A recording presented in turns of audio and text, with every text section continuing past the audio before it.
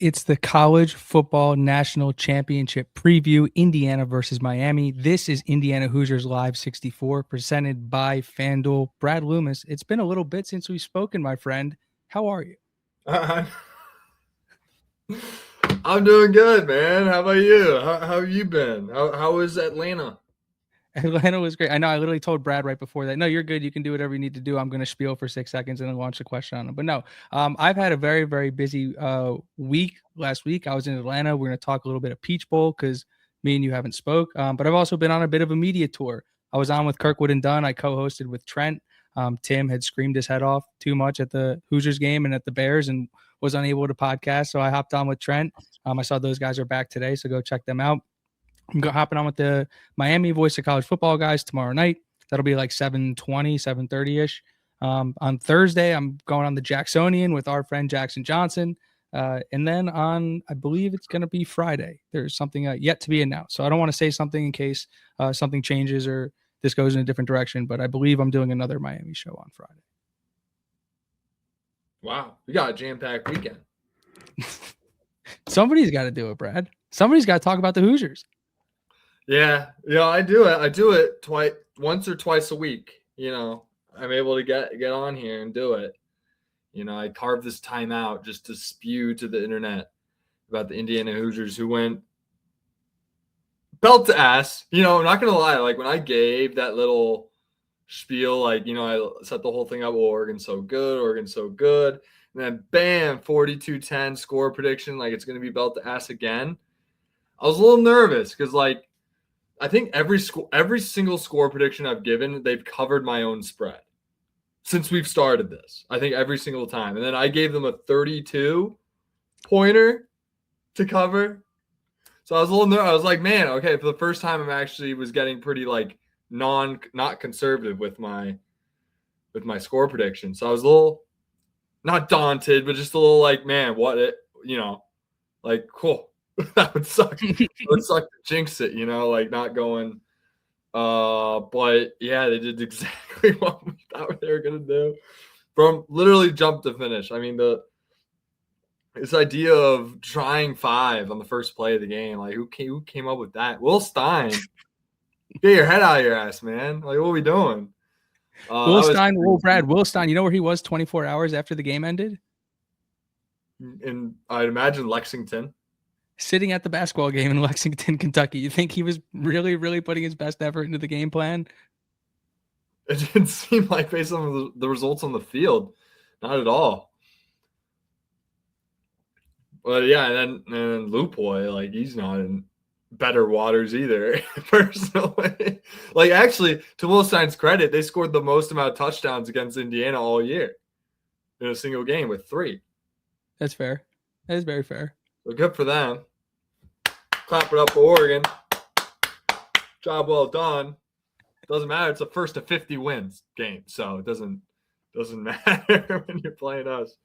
Belt as anyways. Yeah, exactly as we expected. I mean, once again, like 11 guys doing their jobs. Like it's something we've just seen over and over and over again, to where it's like you watch them beat Oregon by 34 in the national semifinal, and you're like not surprised at all. It's a really weird feeling, very, very safe. I remember when we were covering this rebuild at the beginning, and I was talking about how like there will never be another Nick Saban Bama. Little did I know. I'm doing a podcast for literally the team that's about to do it. Swear to God. Gotta get business done on Friday or Monday, whenever. Yeah, Friday, Thursday, get your job done. Get ready for the game on Monday. And yeah, and then if everything goes to plan, they should be, national champions because they're playing in the national championship game this Monday, 6 days from now. Yeah, they're on the precipice of greatness, and it seems like they're not stopping. It's really hard to not go into kind of the overarching kind of high-level themes of this team. Like, we want to compare them to Nick Saban Band, but, like, let's hold our horses, right? Like, we haven't even won a natty yet. Like, that's just – let's lay out the facts, right? Like, we haven't won a natty. We got business to take care of. against a very good Miami team. We'll be covering them later. Very actually somewhat. You probably have your input here, but I think Miami actually gives us some of the most trouble that we'll probably see just based on the results that we've seen this year. I think they draw a lot of comparisons to teams that we faced in the Big Ten that gave us a little trouble, right? And I think that needs to be said because they also, compared to the specific team that I'm thinking of, have a lot more talent than that team that gave us trouble early on in the year. And they're very similarly built, structured to that team, but they're just different Miami athletes. Like they're 4 or 5 stars to 3, 4 stars, right? Macro, micro, right? And then obviously they're in the national title, so they're probably really fucking good, you know. So there's that ball knowledge for you. there you go. And belt to ass of the Oregon. Did I react enough to Oregon? It's just like it well, is. I had some things I wanted to throw at you because the biggest takeaway for me, Brad. Omar Becker Surratt, anytime touchdown scored, parlay hit again, 2 straight weeks, 2 straight games. Anyways, I digress. Go. Well, I was going to say, I think to me, the biggest takeaway of this was 18 million people watched this game. It peaked at 23 million. And what they saw was an absolute Atlanta takeover from the Hoosiers. Like, I was in the building. It was as loud a building as I've ever been in. There was the only cluster of green you could see was the Oregon band. Other than that, there was some scattered Oregon fans around. But, like, my God, like, that was insane how loud that place was. And then, like, Baldwin starts off the game, and like I don't know if like people, like, because I follow him on Instagram, and after the game he like reposted a bunch of like videos of people recording the hit, and I don't know if he told people to like pay attention because I'm about to go get one, or like people rewinded the TV, you know what I mean? But like he blasted that dude in the opening play, put Oregon behind the 20 on the opening kickoff, and then they try D-Lo, and the place absolutely explodes, and it almost didn't even matter that Oregon came down and scored on the next drive, like executed their scripted drive perfectly. It was like the game, like the tone had already been set. But yeah, the crowd was by far the biggest takeaway, and the fact that lots of people saw that was very validating for a lot of Hoosier fans who have had to deal with people telling them they don't exist. Oh, 100%. And it was funny because like we thought like with that little sliver, like Bama had like a 20% section of the bowl, and it was like it's gonna be pretty hard to replicate that in Atlanta, and you know it's just gonna be tougher. Like, no, the team just continues to exceed expectations at all times. Like they just continue. Like you try to be realistic with this team, and they've just done something that's so unrealistic that they've gone all this way and they've accomplished this. And obviously the Byron Baldwin laying the wood opening kickoff, that obviously I was getting fired up. I was like, true freshman. I was pointing at the TV. All my friends were like, he's a true freshman. He's coming back next year. He's a true freshman. You know, just, you know, disputing my ball knowledge a little bit. But yeah, which was more of an ass beating, Alabama or Oregon? Probably Alabama, I think. I don't know. They were different. The game just got away from Oregon real quick with the fumble. It was the fumble. Blink and it's 21-7. It's like the fact that De'Aaron Hill, Brad, that he was in the backfield all year and they couldn't figure out the quarterback, running back, like RPO exchange, and they fumbled on that was like telling of the whole game plan. But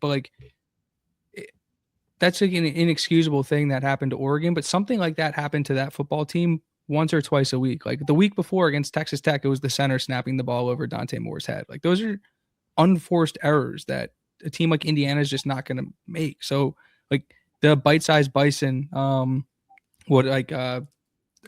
analytics from after the Oregon game actually kind of painted a picture of like Indiana kind of struggled to run the ball, and it wasn't as like dominant a performance based on the EPA metrics as we would have thought. And then you look at the game Oregon played, and it's like they throw the first pass of the game to Pons, they fumble.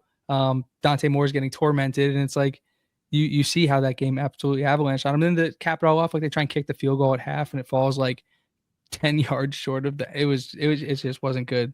But Fernando Mendoza was absolutely brilliant. Like he was a second straight game where he's thrown more touchdowns and incompletions, We talked about how he was minus 450 to go number one last week. Well, he's minus 1,000 now on FanDuel to go number one. So I hope you guys put it in. But that just goes to show you he's a lock to go to Vegas as the number one overall pick in the draft. He was a lock after the Ohio State game. We've been saying this. But that line movement is crazy. And then Indiana's offensive line was phenomenal in pass pro. Like there were times where Mendoza had to get out of there. And there was a couple too many times probably in the second half where he would scramble and be in the open field and you just be like, no, please get down. Like, don't get hit. It's not worth it. But man, like he's playing as good as anybody in the country. And it's like the people who like to clown on him are like, well, he only throws the ball 18 times a game. It's like he's making the right decision 16 of 18 times.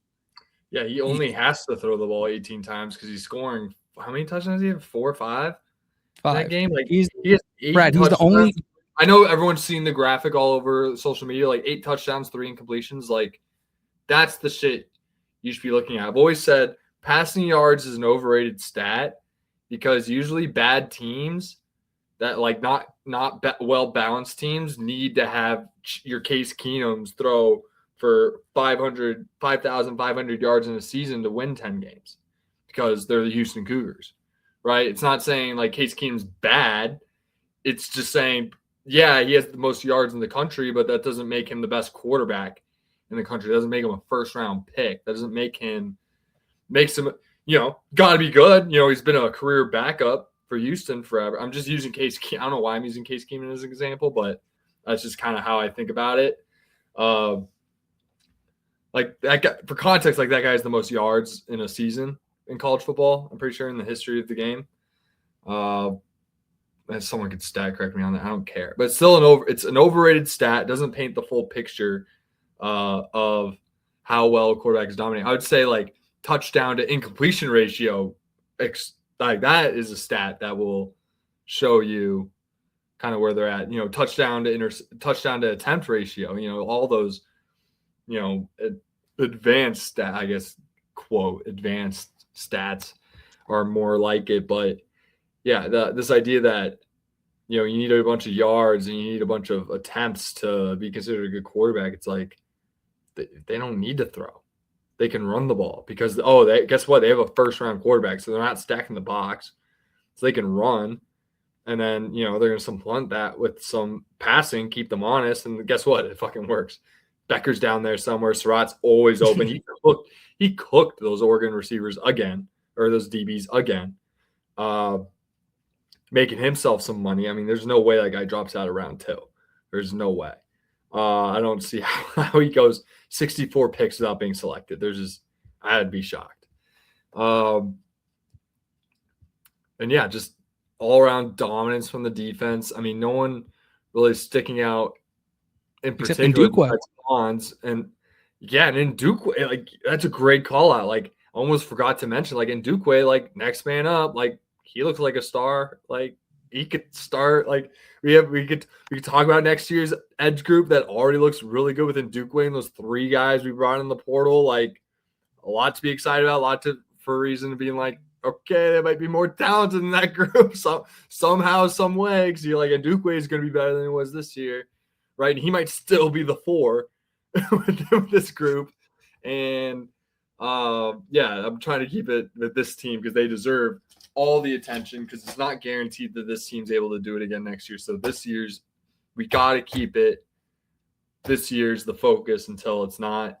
So our last episodes, actually, sadly enough, to where it won't be the main focus, and we'll be talking about, what next year looks like. But yeah, one last ride with the fellas with my depth chart here that hasn't changed since, I don't know, August. And yeah, I'm probably gonna keep this and just, I don't know, frame it or something. I don't know what I'm gonna do with it. I want to give you, Brad, I want to give you a stat about Mendoza's performance against Oregon. Huh? I'm going to give you a stat. Yeah. There's been one quarterback in the history of FBS football or NFL football with 5 passing touchdowns, an 85+% completion percentage, and over 25 rush yards. He's insane. He actually is like putting up one of the most statistically like relevant efficient. statistically like efficient seasons of all time. Like I don't know if I've ever seen like I think he's the first. I think I saw a stat where he's like he has 5 games or 5 or 6 games this year where he has thrown more touchdowns than incompletions. Like 5 or 6. You want to know who number 2 is? I don't know who it is, but he has 2 in a season. He's at 5 or 6. That's ridiculous. That is utter dominance. That's a team stat, by the way. As of like literally when it's like 11 guys going out doing their jobs, it's like this is the result. You know, you have this uber dominant team with great talent, and they execute at such a high level. They're uber efficient, don't make mistakes, and they just wear you out.